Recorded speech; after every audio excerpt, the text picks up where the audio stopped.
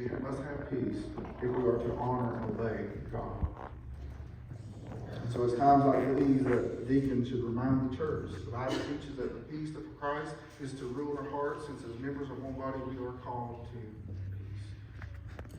So you are charged to love Jesus, you are charged to love this church, and finally, Chris, I charge you to love these families.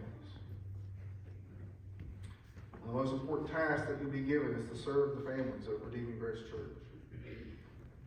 That will require you, as I know you already do, to get to know these families, to make yourself available to help to them when necessary, to do your best to make sure that no one falls between the cracks. And again, I will just remind you what that word deacon means. It means servant, right? And so be constantly looking for ways to serve the families that are entrusted to your cares. Paul says in Galatians 5:13, through love, serve one another. So, Chris, you are charged to love the families of Redeeming Grace Church, to serve them as if you were serving Jesus himself.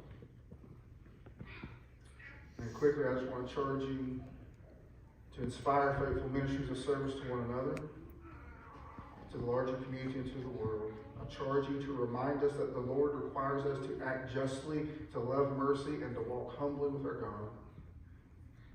I charge you to teach us to be merciful and to seize new opportunities to worship God with offerings of wealth and time and ability. I charge you to weigh our opportunities for giving and service and use the church's resources discerningly, to be compassionate to those who are in need and to treat them with dignity and respect, and to hold and trust all sensitive matters that are entrusted to you, confided to you. I charge you to encourage with words that create hope in hearts and with deeds that bring joy to lives, to let your life to be above reproach, to live as examples of Jesus Christ and look to the interests of others, to serve Christ and his church at Redeeming Grace by meeting the needs of the church and its members to the best of your God-given ability, and therefore allowing the elders to keep their focus on the ministry of the word and prayer. And to you, the congregation, I charge you, people of God, to receive this office bearer as Christ's gift to the church, and to recognize in him the Lord's provision for healthy congregational life, to hold him in honor, to take his counsel seriously, to respond to him with respect, as I know he will to you, and to accept and receive his help with thanks. I charge you to wholeheartedly participate in the ministries that he may encourage you to join or to even lead, that he may lead himself, and sustain him in prayer and encourage him with your support, especially when he feels the burden of his office, because he will. Acknowledge him as the Lord's servant among you.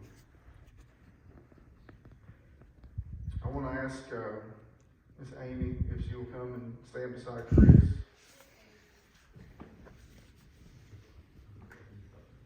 I'll ask John if he will come. We're going to have the laying on of hands and prayer over Chris. And so I also want to invite anyone else in the congregation. Family, Mason, Caleb, Nick, any of you guys, anybody from Dick's group church, anybody that wants to come and lay hands on Chris.